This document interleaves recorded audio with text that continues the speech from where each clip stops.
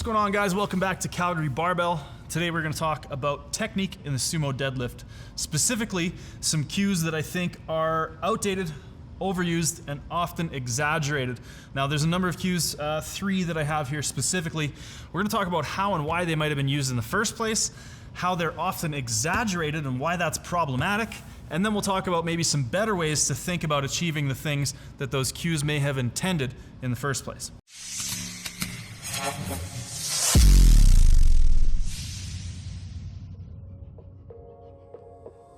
Now the 3 cues that we're going to talk about today, and these are something that I think often new lifters for the sumo deadlift, or lifters who are new to the sumo deadlift rather, are told to try to achieve. And that is going to be to push their knees out, to get their hips closer to the bar, and to get more upright. Now, generally when you think about a lot of sort of widespread sumo deadlift advice, those 3 things seem to be pretty prevalent, and I think that's often a mistake that forces new lifters to make mistakes in their lifting. So what we're going to do today is we're going to break these down one at a time. We're going to talk, like I said, about how they were intended, what the possible issues and exaggerations are, and maybe some better ways to conceptualize those cues so that we don't fall into those same mistakes. First off, I want to talk about the cue, hips close to the bar. Now, I think this cue originated from somebody just trying to teach a lifter how to sort of pull themselves into position. Now, obviously, when we're starting the sumo deadlift, we want to create tension, we want to pull into tension, try to achieve that feeling of floating the bar off the floor. But I think this became problematic when we started to sacrifice a neutral back position or a neutral range back position in order to get the hips closer to the bar. Now, you can see in the demonstration here, when we think straight up, no other cues, just hips close to the bar. Often what will happen is, in order to get the hips closer to the bar, we sort of dump the pelvis underneath. We go into a lot of lumbar flexion and we stick those hips in close to the bar to try to get the hips close to the bar. That's the cue, right? Now, I think that this is problematic because a lot of times what will happen is we'll start missing at lockout and having a lot of difficulty towards the top end of the range of motion because of this starting position.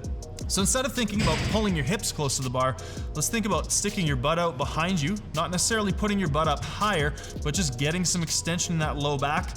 You'll probably feel a little bit of stretch and tension in the hamstrings and glutes. This is a good thing.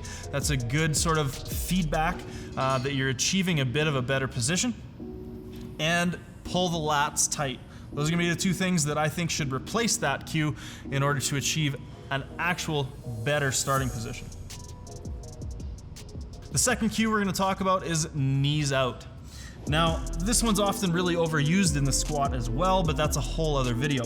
Obviously, we see lifters whose knees cave in when they start their sumo deadlift, and for those lifters, yes, go ahead and pressure those knees out, try to keep them in place and not see a shift in the the first few inches of that range of motion. That's where we'll often see, the knees start to come in a little bit, the hips will often rise, and we'll end up getting pulled forward by the bar. It's a whole sort of series of things that generally happen when a lifter's knees cave in the sumo deadlift. However, we often see lifters trying to force their knees out well beyond what would produce sort of an ideal position, and we lose that stacked joint effect that we're often looking for in the sumo deadlift. A couple of things can happen when we push the knees out too far. Number 1, we end up seeing the knees collapse back into a more neutral position when we start, and any shift or dynamic in the initiation of the movement can be problematic because it creates variability in the beginning of the lift. And a lot of times what we're trying to do when we're cultivating good technique is create consistency and reliability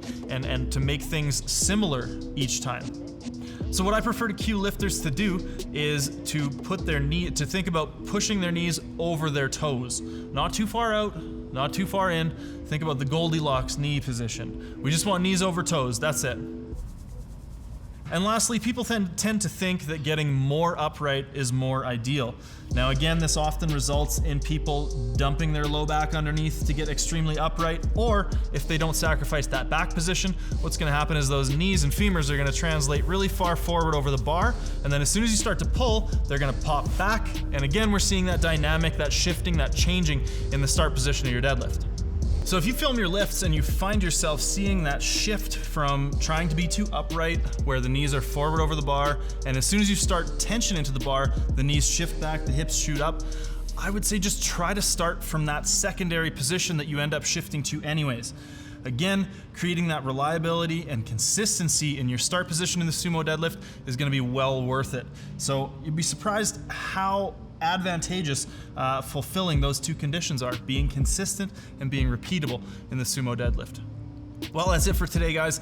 If you liked the video, make sure to leave a thumbs up. If you have any questions about anything that we've demonstrated here, any cues of your own that you think are either exaggerated or overused, or if you have other ways to combat some of the issues that we talked about here, go ahead and leave it in the comments below, and I would love to have a discussion with you guys about it. Make sure to share it with friends if you think that they should see it. Hit that subscribe button, and we'll see you guys next time.